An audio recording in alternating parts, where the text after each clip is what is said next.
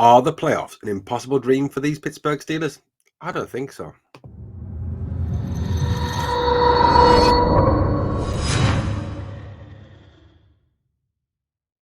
Hello, Steeler Nation, and welcome to your latest episode of your Pittsburgh Steelers Syndicate. Remember to check out the Pittsburgh Steelers Syndicate podcast later on Pittsburgh Steelers Syndicate at 11:30 UK time. That is 6:30 US Eastern time. Check it out, guys, as we will be talking about the Ravens game coming up on Sunday.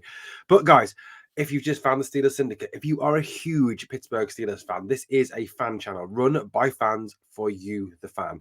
Mark and I, Mr. Steelers Nation Australia, we are genuine Pittsburgh Steelers fans. We watch the games, we research the team, we watch the news conferences, we look at the team and we learn about it because we're Steeler fans, unlike some other channels who pretend to know about the Pittsburgh Steelers, chat sports, Pittsburgh Steelers, load of rubbish, don't know nothing about the team, run by Cowboys fans.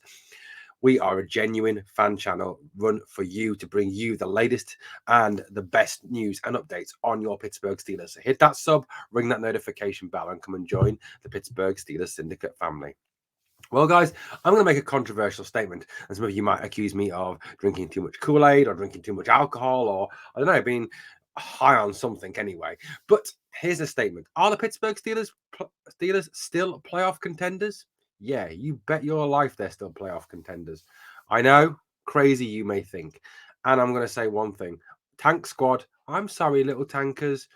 I'm sorry, you're going to be really sad and you're going to cry because I know you want us to lose every game between now and the end of the season because you're more interested in a top draft pick than you are in your team winning because you're not a real Steelers fan. But these Pittsburgh Steelers, since the bye, have turned the corner. There has been a noticeable improvement in all elements of the Steelers' play. Yes, we lost to the Bengals, but overall, this year, the second half of the season, since the bye, the Pittsburgh Steelers are 3-1. Yes, 3-1. 3 victories and only 1 defeat, which has got the tank squad crying into their sour grape ale. Now, what else as well? But positive. Now, a lot of people obviously were getting after Kenny Pickett, obviously, weren't they, before the bye? Talking about how he turned the ball over regularly, how he threw far too many interceptions. And guys, guess what? Since the bye, that's how many turnovers Kenny Pickett has had.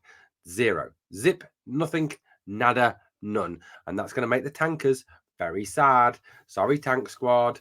I know you're really sad about that. I know some of you out there will be really upset because you wanted to see Kenny fail, but he's had 0 turnovers. Now, something else that's gone particularly well is obviously, the defense has not been outstanding elite. TJ Watt has come back and it's quite clear he is not fully fit and he is banged up. Even Mike Tomlin said that. Cam Hayward is playing banged up. A lot of them are playing banged up, but this Steelers team are playing a very much bend, don't break philosophy to defense. Minka Fitzpatrick, for example, was absolutely outstanding against the Atlanta Falcons. And that interception that he had, where he ran the ball very intelligently into out of bounds so that the Falcons would not get another opportunity to get the ball back, was absolutely superb. Now, let's think about at this moment in time. Yes, I know in the Bengals game they conceded 37 points. But other than that, the Steelers' defense have been very much bend, don't break. 16 points against the Falcons, 17 points against the Colts, 10 points against the Saints. Very much, again, bend, don't break. The offense as well has moved up from dead last to 7th overall in the NFL in terms of time of possession. And what has helped that time of possession from our offense? Well, this. Where's it gone? I'll bring it up now. Here it is. The Steelers rushing 217 yards via the Saints, 105 yards via the Bengals, 172 yards via the Colts, 154 yards via the Falcons, averaging 162 yards per game since the bye. Yes, 162 yards. That's nearly more than double what they were achieving at the start of the season. And I put this down to three things. I'm going to give him some credit. Matt Canada has started to scheme the run game more correctly and to scheme the run game better, which has enabled it to succeed. What else? Najee Harris has come back to form. Witness that performance by Najee against the Falcons. He was running angry. He was fighting for every yard. And those stiff arms, putting people into the dirt, he was the man. Jalen Warren, Anthony McFarlane, and we've finally seen some Benny Snell football as well. Benny Snell has performed very well the last 2 games. This is a real running team now, a team that runs first, a team that is committed to run the ball. A bit of very much old style Steelers football, ground and pound, guys. Back to the old days of the Bettises, for example. We're starting to see that again, eating up the clock, keeping the opposition offense off the field, keeping our defense off the field and rested, and keeping our offense on the field, not going 3 and out, putting together long, sustained drives and being successful. Yes, we are. We're now 7th in the NFL in terms of time of possession on offense. That's a fact. Can't be disputed. It's a written fact in the books. Now, add to that as well the fact that if you look at the games that the Steelers have left remaining this season, 3 out of the remaining 5 games are AFC North Division clashes. And when we know that, form goes out the window, table position goes out the window. Twice with the Ravens and once with the Browns. Now, the Ravens come to Acrisure Stadium on Sunday without Lamar Jackson. Steelers look pretty good going into this game and have a great chance of continuing their 4-game winning streak against the Ravens. And anyone projecting the Ravens are going to blow out the Steelers, you don't know what you're talking about. The majority of Steeler-Raven games come down to 3 points. The Panthers pretty much suck and stink this season. Whether it's Sam Darnold at quarterback, they've now got rid of Baker Mayfield, PJ Walker. They're not a good team. They've got rid of Anderson. They've got rid of McCaffrey. They're on a tank. They're on a tank. And I know the tank crew of the Pittsburgh Steelers fans are very jealous of that.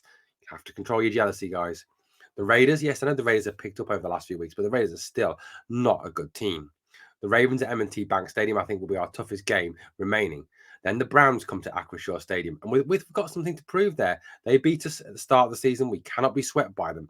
And that man, that quarterback they have got that they're paying far too much money to, that man that I'm not going to name, he comes there. He needs teaching a lesson from our defense. So I think we've got 5 very, very winnable games there.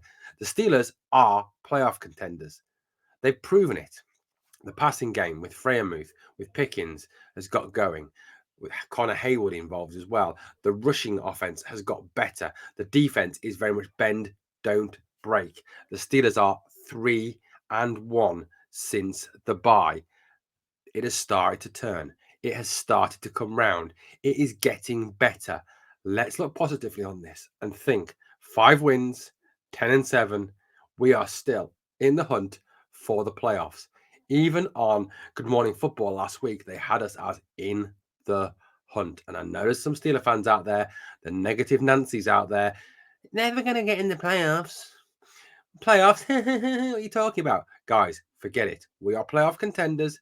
Face it. Don't like it. Tough luck. The Steelers are coming. The Steelers are coming. Here we go, Steelers. Come on!